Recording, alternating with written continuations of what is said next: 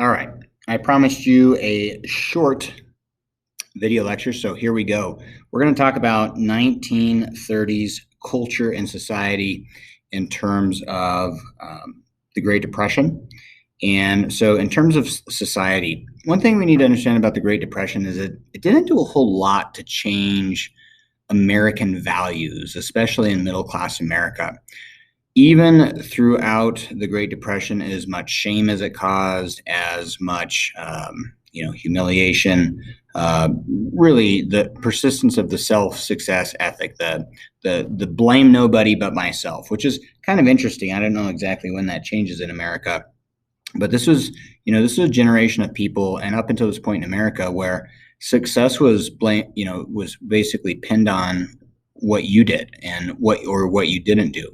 And instead of blaming the government or something else, typically people blame themselves for not being prepared, for not saving enough money, for not being able to see that there were problems on the horizon. So that's kind of an interesting thing about American values during this time, that self-blame kind of self-success ethic. All right, the vast majority of our time, which is all of probably about 5 minutes, is going to focus on the culture of the Great Depression.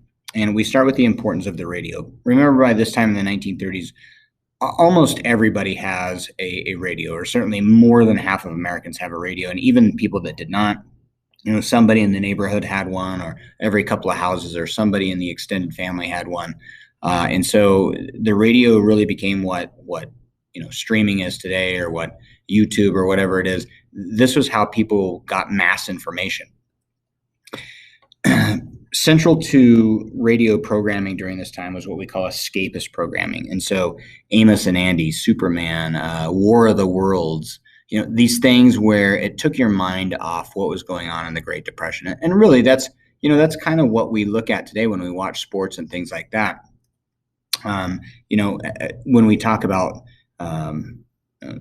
taking a break from our life and just watching something for a couple hours, that's kind of what we do with television or with online things today. But back then it was the radio. So you would always tune in, at a certain time to watch or to listen to your favorite show. And that kind of allowed you to escape from the miseries of the Great Depression.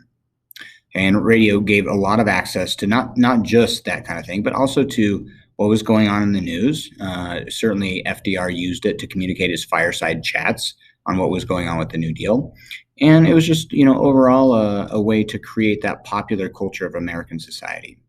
Okay, in terms of literary contributions, probably the most famous one during this time, and there's certainly others, is John Steinbeck's The Grapes of Wrath, following a family of Okies as they leave Oklahoma and they look for work and all their troubles and travails along the way as they try to go find a better life in California.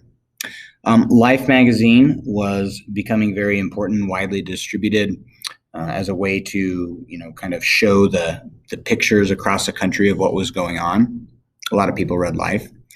And then photography of the Great Depression. And so you've probably seen this picture in my classroom, but, it really it was a poignant moment there that you can see where Dorothy Lange is taking a picture of, again, an Okie family, this one a real Okie family that has lost everything. The family looks like it's separated.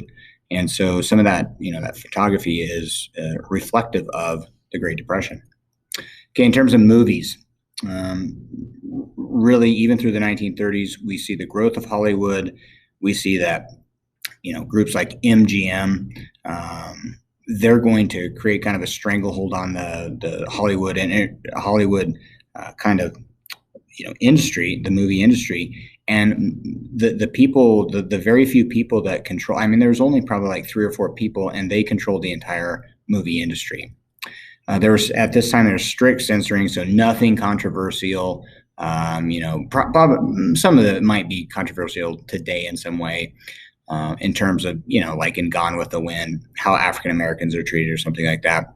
But in terms of showing nudity or swearing or, using Christ's name in vain or something like that, just wasn't allowed, compared to what we see in movies today. This is also a time where Disney is on the rise.